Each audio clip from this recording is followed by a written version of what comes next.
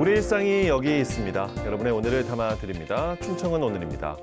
동물이 아플 때 진료를 통해 건강을 보살펴주는 이들을 수의사라고 하죠. 그런데 어류와 같은 수산물의 건강을 책임지는 분들이 따로 있다는 것 알고 계신가요? 물고기 의사라고도 불리는 수산질병관리사입니다. 우리가 먹는 수산물의 안전을 지켜주는 고마운 분들이라고 할 수 있는데요. 충청 오늘 우리 지역에서 활동하는 수산질병관리사와 우리가 몰랐던 어류의 세계로 함께 떠나보도록 하겠습니다. 오늘 주인공 만나보겠습니다. 어서 오십시오. 반갑습니다. 네, 반갑습니다. 네, 시청자 여러분께 먼저 소개 인사 부탁드릴게요. 안녕하십니까. 충청남도 서산에서 온 신동훈이라고 합니다. 저는 개인적으로 수산질병관리원을 개원해서 운영하고 있고 충청남도 수산자원연구소에서 공공업무도 같이 위탁받아서 겸해서 하고 있습니다. 네, 수산질병관리사라는 직업을 네. 처음 들어보시는 분들도 많을 것 같아요. 네. 저도 그렇거든요. 네, 네. 앞서 이제 어류와 같은 수산물의 건강을 책임지는 분이다라고 소개를 해드렸는데 네. 구체적으로 어떤 일을 하는 건지 네. 소개를 더 해주신다면요. 수산질병관리사는 크게 두 가지 분야로 나눠지는데요. 첫 번째는 이제 대표적으로 양식 어류 있잖아요. 저희 뭐 네. 광어나 우럭 이런 그렇죠. 양식 어류를 상대로 질병을 봐주고 또 그거에 맞는 합당한 약을 처방해주면서 저희가 전반적인 케어를 해줄 수 있는 직업군이 있고요. 예. 두 번째는 요즘 뭐 너튜브나 이런 데서 핫한 관상어 위주로 하는 질병관리사들이 조금씩 늘어나고 있습니다. 네, 그러니까 양식 어류 관리사가 있고 관상어 관리사가 있는데 네네. 그러면 신동훈 관리사님은 어느 쪽이신가요? 저는 양식 어류 전문으로 지금 일을 하고 있고 물론 관상 업무도 조금씩은 하고 있습니다. 그리고 공부도 많이 하고 있고요. 예. 네, 주력으로 양식 어류를 많이 하고 있습니다. 네. 네. 관상어를 치료해주는 병원이다라고 하면 네네네. 이제 사실 저도 못 본 것 같은데 아직은 그렇게 대중적이지는 않지 않나도 싶네요. 그렇죠. 네네. 네, 신동 관리사께서는 이제 양식장에서 자라는 어류들의 건강을 책임지고 계시는데요. 네네. 그중 뭐 서해 지역, 네네. 충남 서해 지역은 뭐 어디든 다 다니시겠네요. 그렇죠. 어떠세요? 네네네. 네. 저는 주로 이제 충남 서해안 바닷가 위주로 많이 다니긴 하는데 실제로 처음부터는 이제 내륙 지역 뭐 홍성이나 뭐 천안 이런 쪽도 내수면 양식이라는 게 있거든요. 아, 그렇죠. 네네. 바다에서만 양식을 하는 그렇죠. 게 네, 아니니까요. 뭐 메기, 향어, 뭐 뱀장어 이런 기타 등등이 내수면 양식이고 네. 저희 지금은 거의 주력으로 서해안 쪽에 뭐 안면도라든지 서산이라든지 이런 바닷가 위주로 많이 다니고 있습니다. 아, 네. 충남 전역 다 그러면 그렇죠. 다니시는 거예요. 다른 지역도 가시나요? 그럼요. 초창기 때는 예. 전라남도 신안부터 경기도 파주까지 거의 다녔었고요. 지금 이제 조금씩 이제 아무래도 조금씩 함축해서 일을 하다 보니까 전문성 있게 그렇게 하다 보니까 지금 주로 충남 위주로만 일을 하고 있습니다. 그렇군요. 네네. 그럼 이제 주로 뭐랄까요? 이제 다루시는 네네. 어종들은 뭐 따로 이제 구분이 되나요? 양식 어종 그렇죠. 중에서도요. 네네네. 네. 어떤가요? 보통 충남 같은 경우는 제가 대표적으로 많이 하는 데가 이제 서해안 쪽에 조피볼락, 쉽게 말해 우럭을 가장 많이 하고 있고요. 그다음에 이제 보통 숭어나 기타 뭐 그리고 흰다리 새우라고 해서 저희가 네. 보통 여름철 대하철에 먹는 새우들 있잖아요. 아, 그렇죠. 네, 예. 그것도 많이 보고 있고요. 아, 네네. 주로 그러니까 충남에서 생산되는 그렇죠. 네, 네네네, 어류들을 또 맞습니다. 주로 다루시게 되는 네네네. 거네요. 네. 물고기가 근데 사실 말도 하는 것도 아니고요. 네네. 또 바닷속에서 정말 많은 물고기가 이제 모여서 양식이 되는 거잖아요. 네네네. 어디가 어떻게 아픈지 네네. 알기가 정말 어려울 것 같은데 그렇죠. 어떻게 네네. 아세요?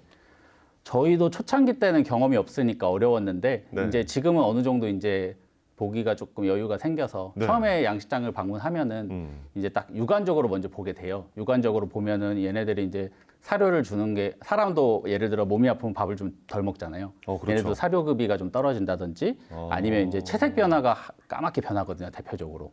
이제 그런 증상으로 보통 보고 네네. 저희가 먼저 체크를 한 다음에 네네. 그다음에 이제 고기를 가지고 가서 저희가 현장에서 해부를 해서 뭐 신장이라든지 아, 현장에서 해부를 하신다고요? 네네 신장이라든지 비장이라든지 이렇게 조혈 조직이라고 해서 피를 형성하는 데서 저희가 이제 그 피를 채취해서 이제 세균 배양을 한다든지 이런 식으로 하고 그다음에 이제 아가미를 보게 되거든요. 네네. 예를 들어 사람이 의사가 청진기로 이렇게 보듯이 저희는 이제 아가미를 현미경으로 보면은 아, 이 친구가 지금 상태가 어떻다 이런 예, 거를 예. 볼 수 있습니다. 그렇게 일차적으로 하고 있습니다. 현장에서 그런 작업들을 네네. 하시려면 네네네.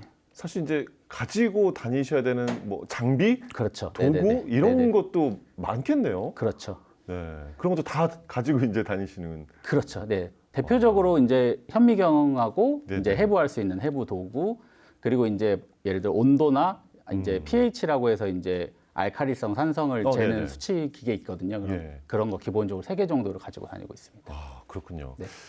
물고기들도 이제 병에 걸리는 거잖아요. 네네. 어떤 이유로 해서 주로 어떤 병에 또 네네. 걸리게 되는 건가요? 크게 3가지로 나눌 수 있어요. 첫 번째는 이제 세균성 질병, 그다음에 바이러스성 질병, 기생충 질병이 있습니다.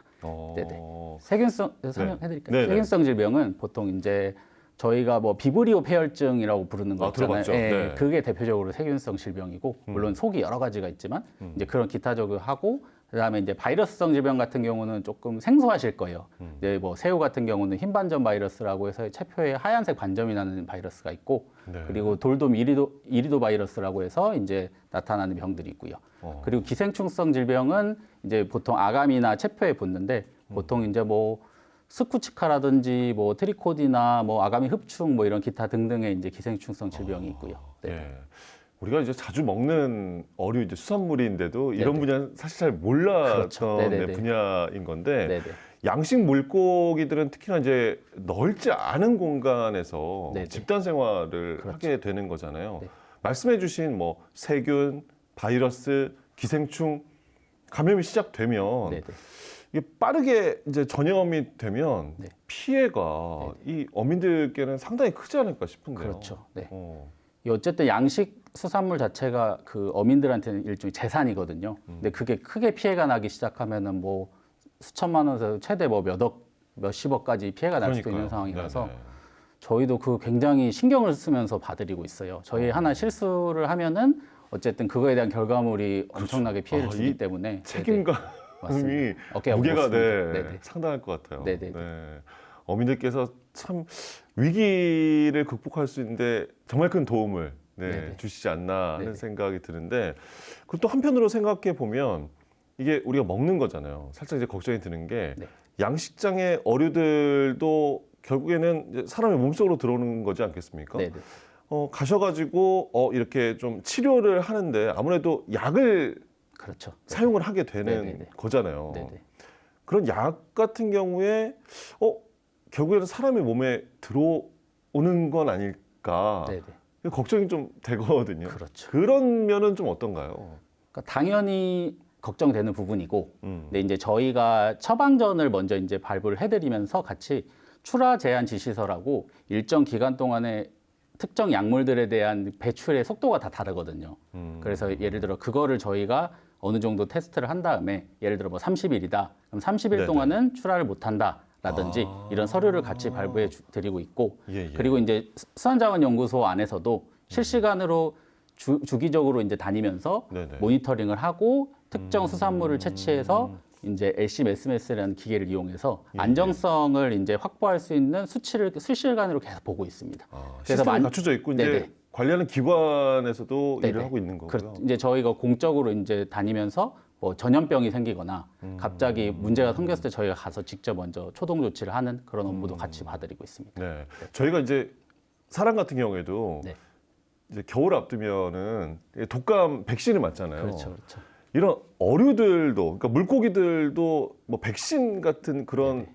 접종은 아니겠지만 이렇게 네네. 있나요? 어떤가요? 있습니다. 네. 그건 어떻게 하는 거예요? 일단 백신이 맨 처음에 개발된 거는 이제 광어, 쉽게 말해 납치라는 그 납작한 어류 있잖아요. 주로 네네. 제주도나 완도 쪽에서 많이 양식을 하는데 네. 그 인기가 어류- 높은 어종이죠. 네네네. 아무래도 대중적이다 보니까 네네. 이제 그 어류 같은 경우 바닥에 이렇게 붙어서 하다 보니까 이렇게 주사를 놓기가 되게 용이하거든요. 주사 네. 놓기 쉽다고요? 맞습니다. 왜냐하면 어. 이렇게 선회용으로 가는 고기들은 한 마리씩 잡기가 어려운데 바닥에 이렇게 붙어서 있기 때문에 네. 사람이 이렇게 잡아서 한 마리씩 주사를 놓을 수가 있거든요. 한 마리 한 마리씩 그 주사를 네네. 놓는 거예요? 그래서 와. 실제로 지금 완도나 제주도나 기타 뭐 경상도 지역에서는 네.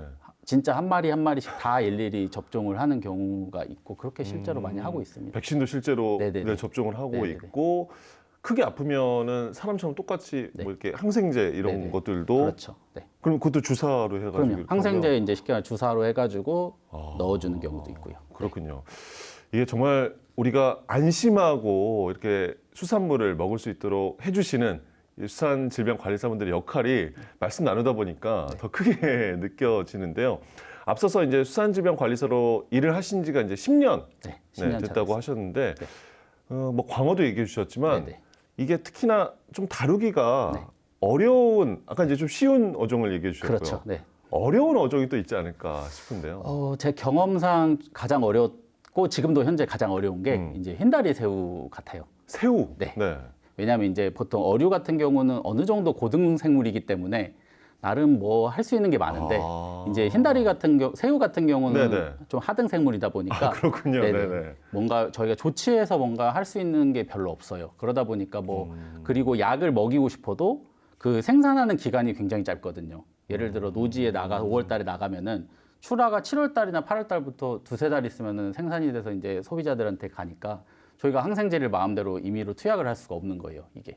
그러다 보니까 약도 한번 이 약물 투여하면은 어민들께서 판매하시기가 쉽지 않은 그렇죠. 상황이 되는 네네네. 거네요. 네네. 아. 그러다 보니까 약 투약도 잘 못하고 네네. 그리고 환경 변화도 엄청 커서 저희가 좀 어려운 게 흰다리 새우 같아요, 제 경험상. 그렇군요.